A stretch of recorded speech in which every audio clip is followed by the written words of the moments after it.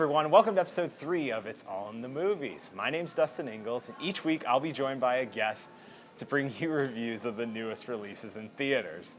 This week I'm joined by Andrew, and we are unfortunately doing this again because in a very amateur move I left my mic off the first go-around and the audio wasn't salvageable. But today we are reviewing director J.J. Abrams' second entry into the Star Trek franchise, Star Trek Into Darkness. So as I started last time, I want just kind of to give everybody our perspective. So tell everyone, do you consider yourself a Trekkie? I can't say that I'm a Trekkie. I've always thought Star Trek was cool. You know, it was always a show on TV that I was aware of. I thought, you know, I like sci-fi, so I've always been aware of it, but I don't think I really know enough about it to consider myself a Trekkie. Yeah, and I'm kind of the same way. I think there are Star Wars and there are Star Trek people in the world, and I am very much a Star Wars person. As am I. And so I've virtually had no knowledge of the kind of Star Trek series other than just kind of the pop culture things that you know, just from, you know, consuming massive quantities of pop culture. But until I saw the last J.J. Abrams Star Trek, which I ended up enjoying very, very much. And so I was very excited for this one and looking forward to it. And so I want to know, what did you think? I thought it was great. I really liked it. Since I'm not a huge Star Trek fan, one of the reasons I liked the first movie so much and this movie was the way that J.J. Abrams takes it and makes it approachable for people that, you know, aren't hardcore fans. Yeah, so. And I absolutely agree. I thought this movie was great. I really, really enjoyed it. We were saying earlier, coming off the 2 reviews I did first, specifically Iron Man 3, it kind of put that review into perspective while I was watching this movie, and I kept thinking, you know, maybe I was probably a little nicer on that movie than it maybe earned, comparing it to a movie like this. I mean, because this is a very similar, you know, summer blockbuster, and it's really good. The action works really good. It all comes together. The characters are great. And it's very different from the first Star Trek. Yeah. I just watched the first Star Trek this week, I guess, actually, to kind of remind me of what happened in the first one. And it's good. It's very good. But this is a very different movie. It's like almost like a kind of revenge chase movie in space. And so I very much enjoyed that. Did you like the action and the... I did, yeah. I thought that...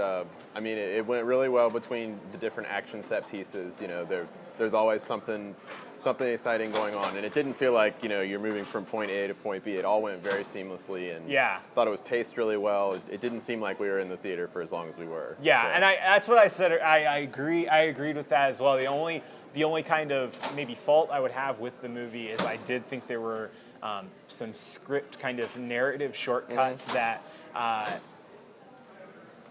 In a worse movie would have made me angry, but I kind of gave it a pass because I was really into it probably because it was so well paced that it was so constantly moving that I was very much. It doesn't give you maybe a chance to think about that stuff. Right. But just the whole package of these kind of grand set pieces that, and as I was saying earlier, J.J. Abrams is really good at, or at least I think he is good at kind of raising the stakes on these. If you look at what he's done before, like with Mission Impossible, it's like, okay, this is a franchise we all know, but he managed to make that movie very exciting and make it feel like Tom Cruise was in danger, like you didn't know what was going to happen. And that's kind of how I felt this way. I mean, it's... Again, I don't believe a spoiler to say, when you look at a movie like Iron Man, I'm not always convinced that Tony Stark is in a ton of danger. Right. I'm pretty positive he's going to come out of this ahead. But to me, the ones that I really like, these kinds of movies that I really like, are like, for instance, like Christopher Nolan's Dark Knight trilogy, where you're kind of... You don't know who's going to make it at the end of the day. And so it makes everything kind of...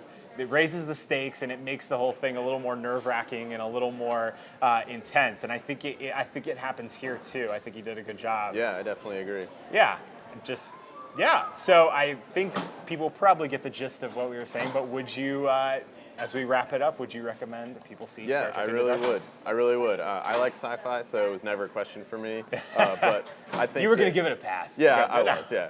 So, but I definitely think if sci-fi is not your thing, there's enough just like good character development, good story in there, and it's just it's really accessible, and I would Yeah. definitely recommend it. I absolutely agree. I think that there's enough in there. Again, our knowledge of the Star Trek canon isn't very deep, Right. but just the knowledge that I have, I could tell that J.J. Abrams had built in these sort of references that the hardcore fans were really going to appreciate. But at the same time, the plot wasn't dependent on them. Right. They give you everything that you need to know for the story, and so in the end, you can have not seen the first one. You can, and you're fine. Right. You can get into this and like it just as much as a person who is really into Star Trek. Absolutely, Maybe yeah. even more so, because I Yeah. don't know if a Trekkie was going to be angry at Right, anything right. that It's happens always in a it. I question. just have no knowledge of the. Yeah. But yeah, so that about wraps it up. Thank you so much, Andrew. Sure You did a thing. fantastic Well, job. thank you. And thank you all for watching. If you want to watch more episodes, feel free to visit my website at it'sallinthemovies.com. You can follow me on Twitter at allinthemovies.